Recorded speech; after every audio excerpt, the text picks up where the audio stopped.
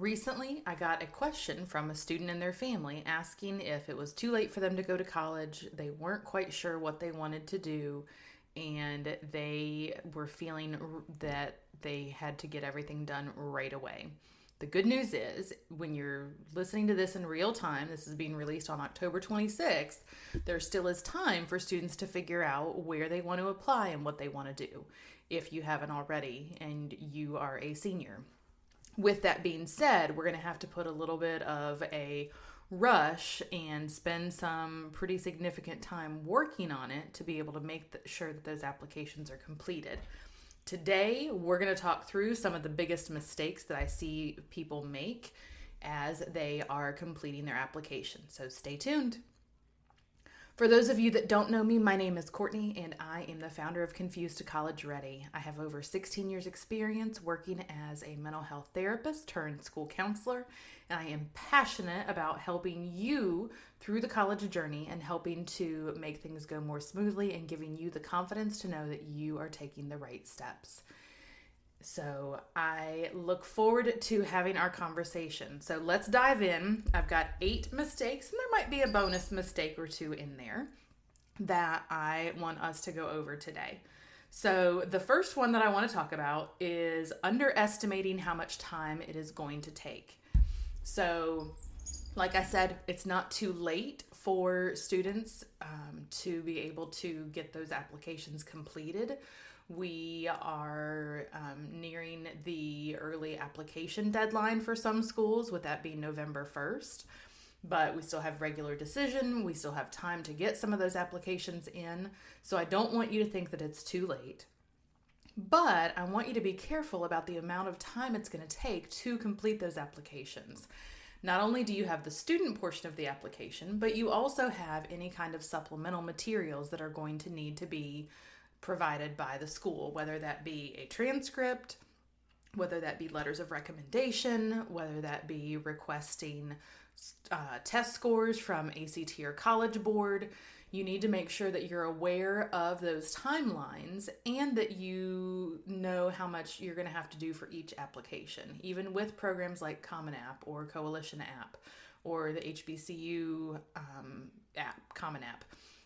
There are still parts that you're going to have to complete of that application for every single school.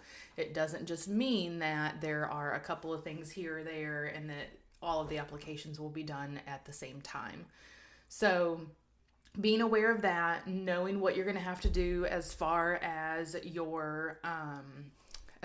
submitting any kind of personal statements or essays, that those could vary from school to school, and the requirements of what the schools are going to look at. I would definitely encourage you to submit anything that says that it's optional for a written statement. I definitely would encourage you to go ahead and submit that. That's number 1. Number 2 is not understanding those deadlines. So this one kind of goes hand in hand with the first one. So we have deadlines for the student portion of the application. So that's going to be the demographics, the application part that you fill out. That's going to be any kind of fees or payments. That's going to be any kind of student statements. And then there are supplemental materials, and that's going to be your information from the college, from the high school. So say your letters of recommendation, your transcripts, those test scores. So there might be different deadlines. So you want to be aware of the different deadlines for if you're trying to apply early action, when are they going to be? And then if you're applying regular decision, what are those deadlines?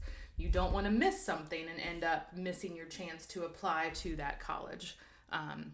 The colleges are not going to have late work or late deadlines. They're going to stick to that. So number 3. So number 1 is underestimating how much time it's going to take.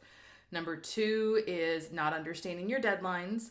Number 3 is thinking about your academics and your extracurriculars, or that's all you need to be accepted.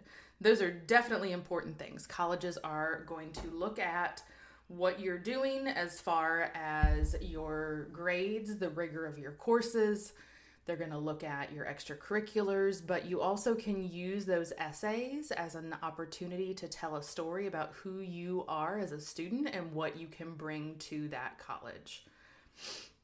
So make sure that you are making the best use out of the number of words that they give you on those essays and that you are truly telling a story. So number 4 is thinking. We talked about thinking that it's too late. Number 4 is going to be not asking early on for those letters of recommendation. So going back again to your application and your essays, that you're going to have different deadlines, student deadlines, that's going to be a whole lot easier. You have more control over that. If you're asking for a letter of recommendation from someone and you don't ask early, they might end up not having time to do it at all. They might not be able to get it done by the deadline. So you want to make sure that you ask early and ask politely. And we cover that in some of our other podcast episodes, but you really want to make sure that you just are showing respect with the recommenders, thanking them for their time, giving them information if there is something that you want to make sure that they write for you. So let's do a quick recap before we go into the next one. So number 1 is estimating how much time it's going to take. Number 2 is not understanding your deadlines.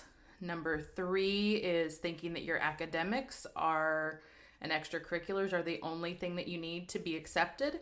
You want to make sure that you tell your story. Number 4 is not asking early for those letters of recommendation. Number 5 is not having a plan of what you want to do and how you're going to make sure that you get everything done. So whether that's using an agenda or a calendar to be able to track your work, and then breaking down who's going to be responsible for different things. So here's kind of a bonus tip in the middle of everything is, parents, you can be partners with your student in this. You don't want to do everything for them. So working together to figure out what you can help with, and then also what your student is able to be, or if you are the student, what you can ask for help with and what you need to be responsible for. But make sure that you are using that plan and following that to make sure that you don't miss any of those deadlines.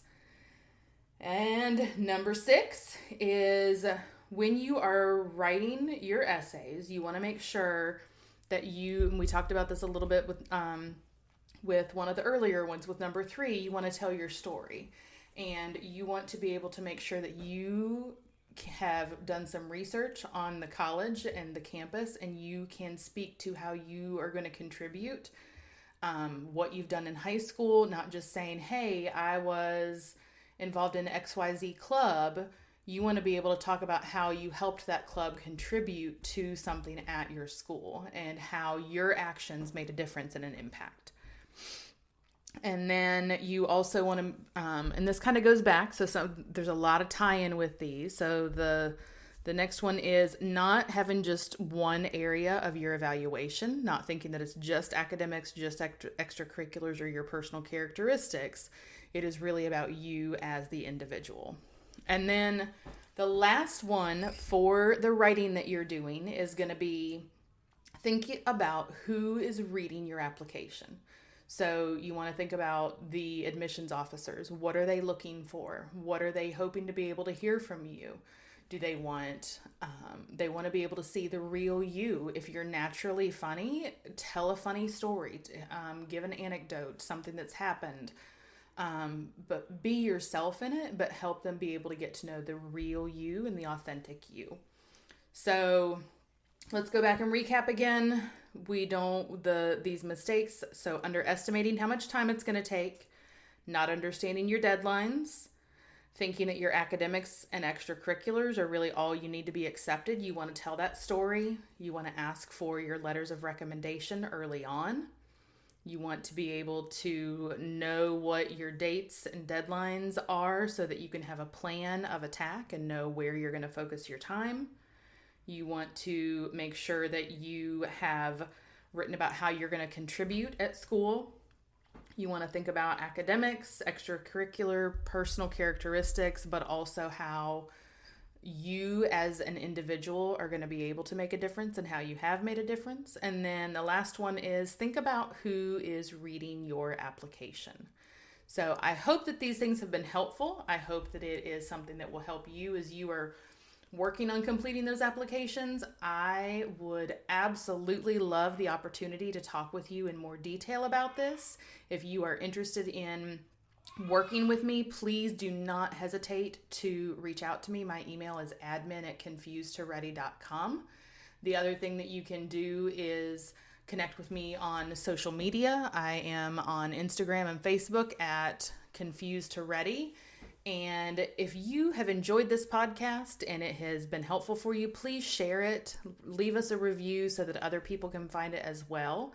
And the final piece is, if you have any interest in learning what to do and how to get started with or taking your next steps in the college journey, you can download our free guide on how to start or expand your college search at confusedtoready.com/how to start. I look forward to talking with you next time. Take care.